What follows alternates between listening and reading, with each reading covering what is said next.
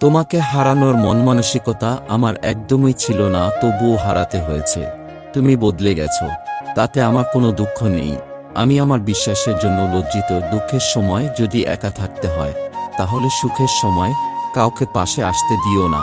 জীবন হলো একটা অসমাপ্ত উপন্যাস, যার শেষটা কেউ লিখে যেতে পারে না। সৎ পথে করিও ভ্রমণ, যদিও হয় দেরি।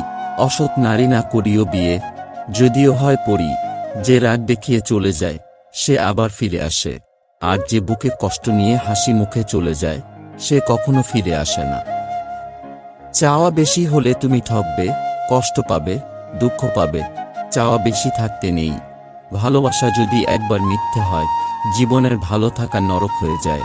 অতীতের স্মৃতি খায় কুরে কুরে, সুখ যায় হারিয়ে, দুঃখ হয় সঙ্গী। আঘাত খুব হিসাব করে করা উচিত, ততটুকু করা উচিত যতটুকু নিজে সহ্য করা যায়।